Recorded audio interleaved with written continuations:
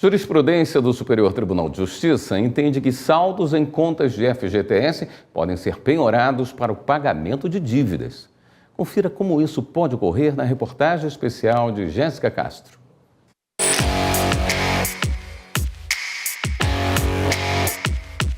O Fundo de Garantia do Tempo de Serviço, o famoso FGTS, é muito conhecido pelos trabalhadores.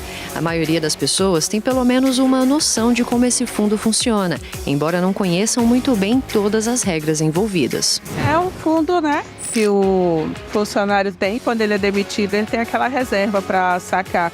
Você vai trabalhando e vai depositando todo mês na tua conta, não é isso? Você pode tirar para pagar apartamento numa casa financiada pela Caixa Econômica Federal. Só sei que tira uma parte do meu salário, só isso. O FGTS eu só sei que a gente só saca quando sai da empresa. É o que eu sei, a empresa que deposita. Ou então a gente pega quando a gente sai da empresa, né? Quando você sai da empresa, pelo menos você tem aquele dinheiro, você tem uma reserva, né?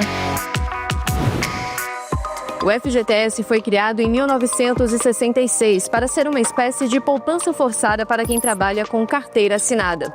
Ele é gerenciado pela Caixa Econômica Federal e funciona assim. Mensalmente, o empregador deposita um percentual do salário do empregado em uma conta vinculada ao fundo. O objetivo é oferecer uma proteção financeira aos trabalhadores em caso de demissões sem justa causa e também garantir a retirada desse dinheiro em situações específicas. Cíntia Teixeira, diretora executiva de fundos de governo da Caixa Econômica Federal, explica as principais regras para a retirada desse benefício. Há hipóteses de saque variadas que vão desde saque-doença, saque por rescisão contratual, moradia própria, aposentadoria, 3 anos fora do vínculo empregatício, entre outros. Cada hipótese de saque, ela está prevista na lei do FGTS. Essas regras, elas fazem parte de um conjunto que possibilita o equilíbrio dos recursos disponíveis no fundo.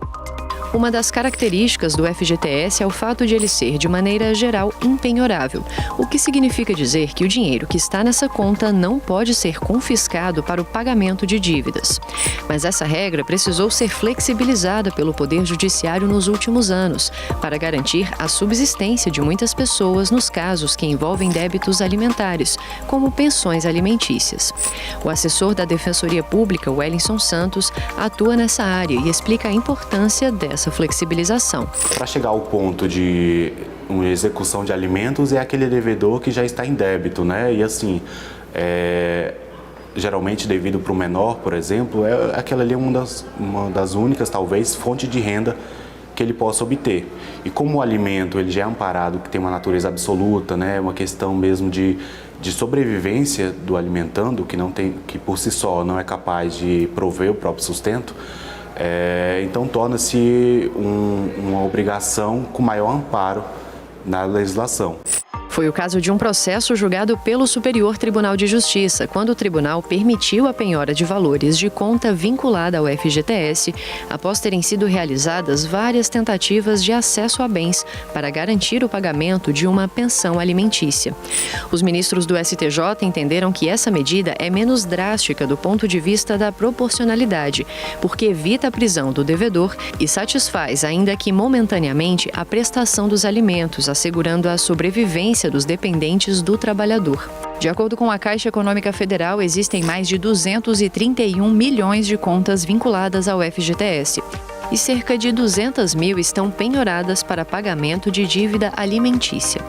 Outras 36,4 milhões de contas estão bloqueadas por diversos motivos, porque essa possibilidade de penhora também tem se estendido para o pagamento de dívidas de outras naturezas. Os casos ainda são poucos e têm sido analisados com muita cautela, mas o Judiciário tem observado também a necessidade de garantir um equilíbrio entre devedores e empresas que têm valores a receber, como explica a advogada Renata Belmonte. O juiz, ainda quando termina todo o ciclo da execução, ele vai analisar o caso concreto, para ver se há razoabilidade, porque de fato é muito importante e é sempre muito importante observar que o devedor e a sua família precisam ter meios de subsistência, então isso não vai ser colocado em risco.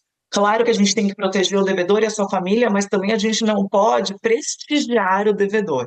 né? Então a gente tem que analisar o lado do credor. Muitas vezes o credor também depende daquele dinheiro para o sustento dele e da família dele. Essa é uma jurisprudência importante para assegurar o pagamento de dívidas e também para tentar romper uma espécie de cultura de inadimplência, incentivando a responsabilidade financeira das pessoas. Para evitar esse hábito rotineiro de débito, né, de ser um devedor, acaba sendo um escape, uma saída a alcançar esse bem, esse valor que está ali retido, né, e que o credor acharia que talvez, em razão dessa natureza impenhorável, não poderia ser alcançado para pagar essa dívida que ele está em débito.